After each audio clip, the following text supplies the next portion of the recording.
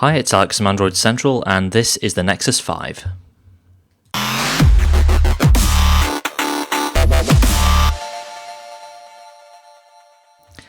The Nexus 5 is Google's new flagship phone made by LG and running the new Android 4.4 KitKat software. We've been very slowly getting to know the Nexus 5 through a bunch of pre-release leaks, but now it's official and we've got it in our hands and this is what it looks like. It's a rather unassuming 5-inch slab from the front, but turn it round and you're greeted by this rather large Nexus logo and equally large camera lens that protrudes ever so slightly out of the back. The back panel itself is covered in soft touch plastic which extends around the sides. It's a bit of a change of pace compared to the earlier Nexus 4. It's generally plastic that your hand's in contact with, not glass or rubber, but it feels solid and the back panel has a soft finish to it, unlike the Nexus 7, which feels a little bit rougher. Side by side with the Nexus 4, you can definitely appreciate the change in shape. The 5 is taller, thinner, and just a little bit wider. The change in materials means you don't get this shiny reflective pattern, but it should also mean it won't get scratched up or randomly slide its way off flat surfaces like the Nexus 4 does. No real surprises in terms of ports or buttons. You've got power on the right, underneath it is a SIM tray, volume on the left, and of course on-screen buttons, so nothing to see down here before it's turned on. Besides that, you've got micro USB down below, along with a couple of speakers and a headphone jack up top. Past Nexus devices have used high-end CPUs, and this one's no exception. It's running a Snapdragon 800 CPU with 2 gigs of RAM, and we've already seen how capable this chip is in devices like the Galaxy Note 3 and Xperia Z1. So naturally the Nexus 5 is a very fast device. As you'd expect from a Nexus, there's no expandable storage, but you can choose from 16 or 32 gigs of built-in memory. Powering the new Nexus is a fixed 2300 mAh battery, and like the last one, it also has Qi wireless charging support. The rear camera is an 8-megapixel unit with optical image stabilization, and there's also a basic 1.3-megapixel front facer. It's going to take some time to get a good idea of how it performs under various lighting conditions, but first impressions are that it's at least good, and the OIS should help compensate for hand motion. Nexus devices have never been the best cameras, but with Google marketing the Nexus 5 as a device for capturing important moments, hopefully that's now changed.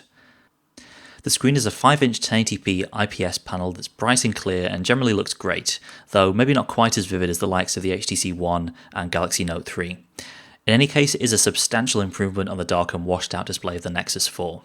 So that's the hardware: big screen, high-end internals, and a plastic casing that feels nice, but is still very much plastic. Perhaps more important is the software, and Android 4.4 KitKat is the biggest change to the OS since the Ice Cream Sandwich release a couple of years ago.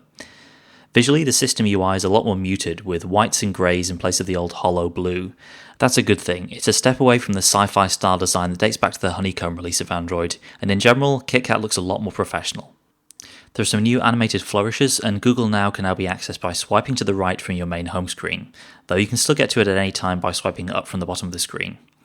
And if that's too much work for you, you can also say OK Google on any of the launcher pages to search for stuff or use voice controls, though that'll only work if you have Google Search set up to use US English. Certain apps can now make the notification bar and on-screen buttons transparent, which allows you to take full advantage of the full screen area a bit more often. For example, in the launcher you can see your wallpaper, and in Google Now you can see a few more cards. In most apps, however, you'll still have an opaque black background. The new immersive mode is also worth mentioning. In apps like Google Play Books, it lets you get a full screen experience and completely get rid of the system UI and just view your content. This works just like a lot of Samsung phones with a swipe down gesture from the top to bring back the UI. The phone app has been retooled as well, with a bunch of new intelligent features based around finding new numbers as well as the ones currently in your phone book, essentially like having a yellow pages on your phone. If you get a call from an unrecognized number, Google will look up and display matching business names, which is a really neat little feature, and it's nice to see basic apps like this aren't being neglected as Android becomes more advanced. Google Hangouts is now your default messaging app, and that means it handles SMS as well as Hangout messages and video calls. So the old Android messaging app has been completely rolled into this. You'll get text appearing alongside Hangout messages, though there is now an officially supported option to change your default SMS app. What's also pretty cool is the ability to share your location over Hangouts with a single button tap.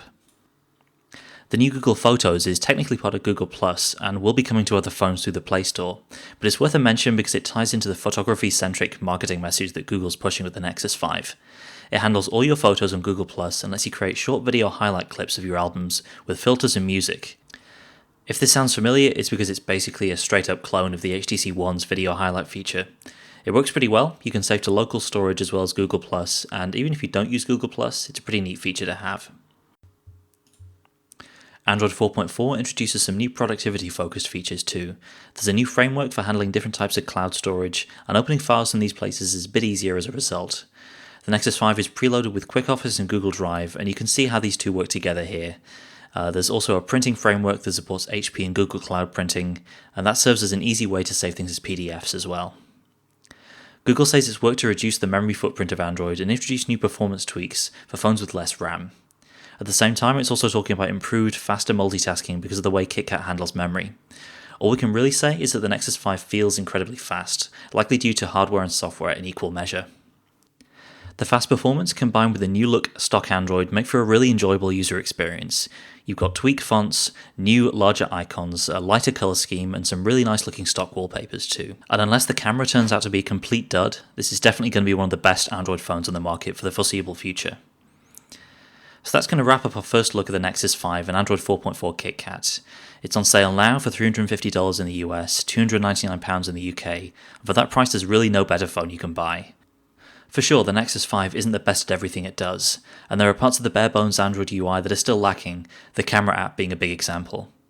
But the overall vanilla Android experience has vastly improved in KitKat, introducing new features where it makes sense without cluttering things up, and refining the stock UI into something brighter and more attractive. So we're going to put the Nexus 5 through its paces in the days ahead, and we'll have a full review for you written up soon. Until then, thanks for watching, and we'll see you next time.